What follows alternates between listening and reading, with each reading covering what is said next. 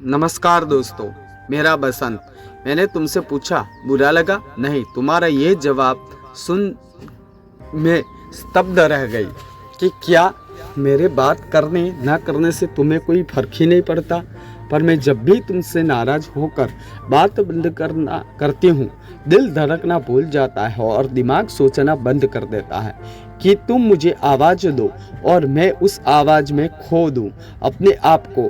कभी लगता है क्यों ना कॉल करके सुन लूं तुम्हारी आवाज़, पर मेरे पास भी अहम की भावना कि क्यों करूं जब तुम्हें चाहत ही नहीं है मुझे सुनने की। मैंने कहीं सुना था जिंदगी को लाइटली लेने का, लेकिन जिंदगी का हर एक पन्ना जब तुमसे जुड़ा हो तो कैसे उससे हल्के में ले लो। कुछ लोग कहते हैं कि प्यार वार कुछ नहीं होता, बस रासायनिक क्रिया है जो दिल और दिमाग को बंद कर देती है और सोचने समझने की क्रिया समाप्त कर देती है। पर अगर ऐसा होता तो किसी के लिए एक ही के लिए दिल क्यों धड़कता। समझ के बाहर है ना ये प्यार व्यार कितना अच्छा होता है। मेरी तरह तुम्हारा भी सिर्फ मेरे लिए दिल धड़कता।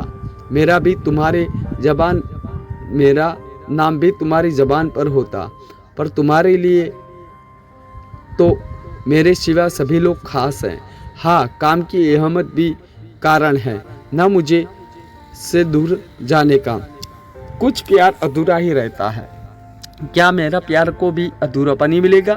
पर मैं तो तुम्हारे रंगों में रंगी हूँ, सो तुम्हारे द्वारा दिया हुआ अधूरापन भी मुझे स्वीकार है। तुम खुश रहो। जानती हो कि अपनी खुशी भी तुम्हें दे दूँ, पर अपनी खुशी तुम्हें नहीं दे सकती क्योंकि मैं अधूरी होकर कभी खुश नहीं रह सकती। जा रही हूँ तुमसे दूर, कुछ दूर जहाँ से मैं तुम्हें देख सकूँ, पर तुम मुझे न देख सकोगे। जब तुम्हें लगेगा कि जितनी बेकरारी मेरे दिल में है उतनी ही तुम्हारे दिल में पनपने लगी, तब मैं वापस आऊँगी। तुम्हारी बाहों में गर्माहट मुझे बेचैन करेगी, पर इस बेचैनी में भी बहुत प्यारा एहसास कैद रहेगा। फिर से आतुर मन मिलने के लिए तुम्हारी निधि। पत्र पढ़कर मैं कुछ देर छन्न रह गया। काठ बना खड़ चुपचाप इस बात को बार बार पढ़ता रहा। परसों रात ही तो आया था, एक सप्ताह के बाद। नाराज निजी को मनाने में 1 घंटा लगा दिया। उसी की नाराजगी दूर नहीं हुई। अबलोपन 2 दिन रहा घर में। आज रात ही तो इस घुटन भरे एक अबोलापन से छुटकारा मिला था। फिर उसने पूछा तो था, मेरे नाराज होने पर तुमको बुरा लगता है ना? और मैं सहज साझे कर दिया था, नहीं ओ निधि, तुम बता नहीं करती हो तो मैं भी परेशान हो जाता हूँ, लेकिन दर्शाता नहीं हूँ। मुझे लगता है अगर इस बात को तुम्हारे सामने कहूँगा तो तुम और ज़्यादा रूठ जाओगी, और अगर मैं कह दूँ कि नहीं बुरा लगता तो तुम बात करो या ना करो तो तुम रूठना कम कर दोगी। मैं अपना फ़ायदा देखा, तुम्हारी भावनाओं को नज़रअंदाज किया। मुझे माफ़ कर दो निधि, तुम आ जाओ वापस। मैं सब कुछ तुम्हारे हिसाब से करूँगा।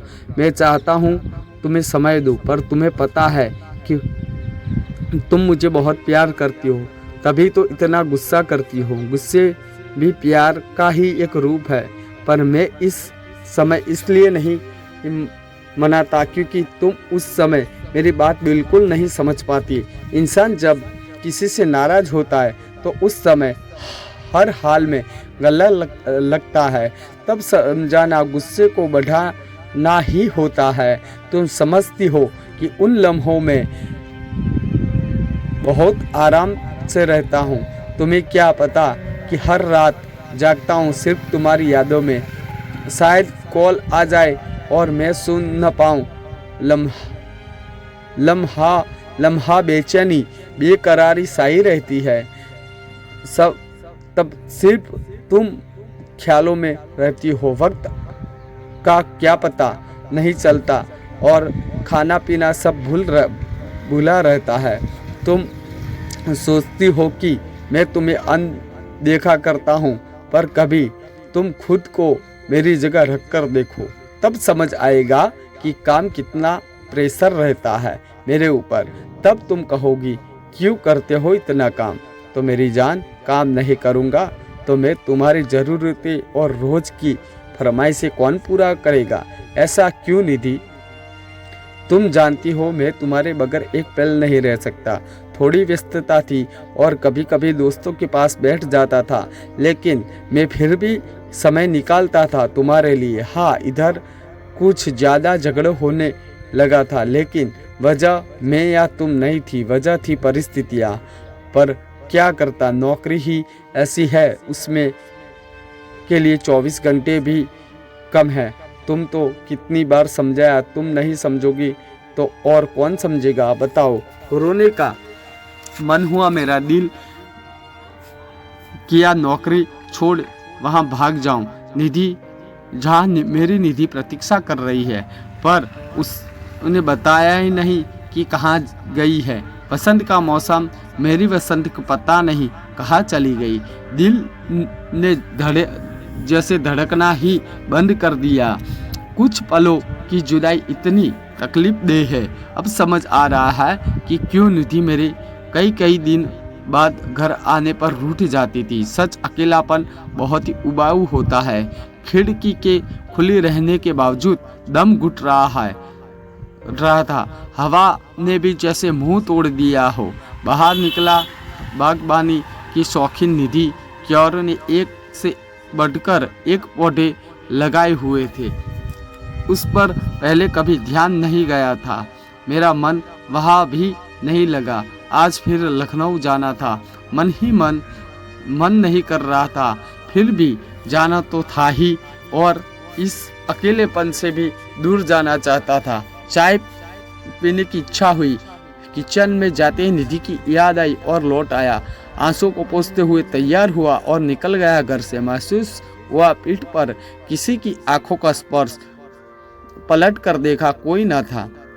लखनऊ जाने के बाद मेरा मन वापस अपने घर आने के लिए बेचैन होने लगा। ऐसा लगता निधि मेरी प्रतीक्षा कर रही होगी। वापस आ गया इलाहाबाद। घर पहुंचकर जब देखा नहीं है निधि, मन जुझामन और निधि पर गुस्सा भी आया। क्या वह नहीं जानती कि नौकरी उसी की सुख सुविधा के लिए करता हूँ। सोचता हूँ कि इस दुनिया की सारी खुशियाँ मिले। मेरा मन भी करता है कि उसी के साथ बैठकर सारी जिंदगी गुजार लूँ, पर बैठने से सब कुछ नहीं मिल पाता। वह यह क्यों नहीं समझती। मन खिल आया अपने आप पर। निकल आया घर से, निरुद्देश्य घूमता रहा सड़कों पर। बनारस जाने वाली बस दिखी और मैं बैठ गया उसी में। भूख से पेट जलन उठी, प्यास से महसूस हुई। 2 दिन से भूखे प्यासे बेवजह चलते जा रहा था मैं।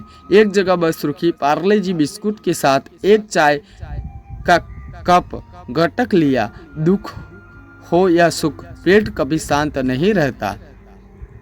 गंगा घाट पर घंटों तक बैठा रहा। पानी में रोते हुए नाव, स्टीमर की आवाज़ें, पक्षियों की चहचहाटे, मछलियाँ की बार बार उछलकर पानी की सतह पर आना, बच्चों की हंसियाँ, प्रेम प्रेमियों की आंख प्यार भरी बातें, प्यारे प्यारे जोड़ी की मन मस्त हस्ती, बुजुर्ग की आस्था भरी निगाहें और उदासी से गर्त में झुके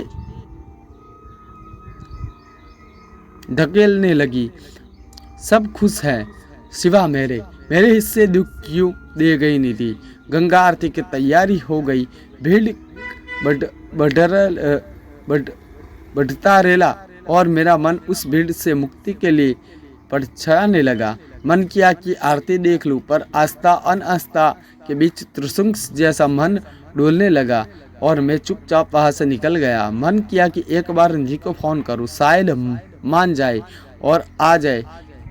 फिर मैं मेरी बाहों में पॉकेट में हाथ डाला। मोबाइल नहीं था। बेचैन मन ने सोचा कहाँ छोड़ दिया मोबाइल। फिर मन ही मन समझाया कि शायद हड़बड़ी में आया हूँ घर पर ही। ठंडी हवा का झोंका चला गया। आसमान की ओर देखा, साफ और सफ़ेद बादल तैर रहे हैं, कुछ एक तारे भी दिख रहे हैं। चांद बादलों में शरारत कर रहा था। यही चांद कई बार हमारे प्यार को देखा करता था, जब खुले सत्य पर आसमान के बीच और निधि एक दूसरे की बाहों में खोए रहते थे। निधि कभी कभी शर्मा कर कहती, दत्त चांद देख रहा है। मैं हंसते हुए कहता, चांद भी तुम्हारी तरह शर्मा कर छिप रहा है। कहाँ हूँ गुड़िया, मैं कहता तो और हंसी आ जाती। जब भी उसे गुड़िया कहता, वो आंखों को गोल गोल घुमा कर कहती, मैं निधि हूँ, छोटी सी गुड़िया नहीं, जिसे जब चाहो चाबी से चला लो। यहाँ मेरी मर्जी चलती है, समझे? तुम्हारी मर्जी तो चलती थी। सोना सोना कहने पर वह मूर्ति जैसी खड़ी हो जाती थी और कहती, सोने में सजीव का लक्षण कहाँ से लाओगे? पलकों में पर आंसू आ गए। क्या कभी लौट कर नहीं आएगी निधि? रात पर एक दाबे पर सोकर गुजारा। सुबह हुई, समझ नहीं आया कि कहाँ जाऊँ। आखिरकार घर जाने के लिए बस में बैठ गया। तभी मूंगफली ले लो की आवाज़ आई। 9 या 10 साल का बच्चे की आवाज़ थी। मैंने उसके चेहरे पर भोली मुस्कान देखी। खरीद लिया। एक पाव मूंगफली निधि को बहुत पसंद है। जब भी हम सफ़र पर होते वह जरूर खरीदती। बस चलने लगी। कुछ यात्री ऊँघने लगे, कुछ बातें में मशगूल और कुछ खिड़की के बाहर नज़ारा देखने लगे। ऊपर मैं भी बाहर की ओर देखने लगा। मन कहीं भी नहीं लग रहा था। वापस घर ही जाने का मन हुआ। सोचा यहाँ निधि का यादों के साथ रह लूँगा।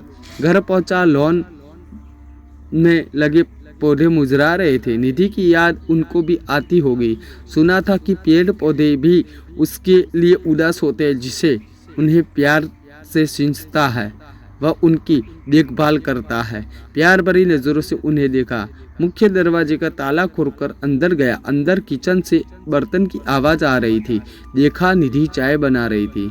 मैं पागलों की तरह उससे लिपट गया। मेरी जान में कहाँ चली गई थी? तुम जानती हो कि तुम्हारे बगैर मैं नहीं रह सकता। एक एक पल एक एक बरस जैसा लग रहा था। निधि मुस्कुराई। एहसास होना जरूर है मेरी जान, किसी ने सच कहा है, दूरियों प्यार को बढ़ाती है।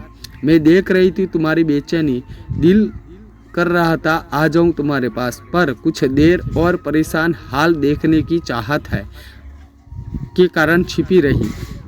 तुम मुझे बहुत प्यार करते हो राज, मैं तुम्हें छोड़कर कभी नहीं जाऊंगी। आज का दिन मेरे लिए खुशियों से भरा है। आज ही मेरा वसंत और तुम मेरी बसंती, मैंने उसे चूमते हुए कहा। दोस्तों, ये थी हमारी आज की कहानी। ये कहानी आपको कैसी लगी हमें कमेंट करके ज़रूर बताइएगा। साथ ही इस कहानी को अपने दोस्तों के साथ ज़्यादा से ज़्यादा शेयर कीजिएगा। चैनल को सब्सक्राइब कीजिएगा। मिलते हैं अगले वीडियो में, तब तक के लिए धन्यवाद।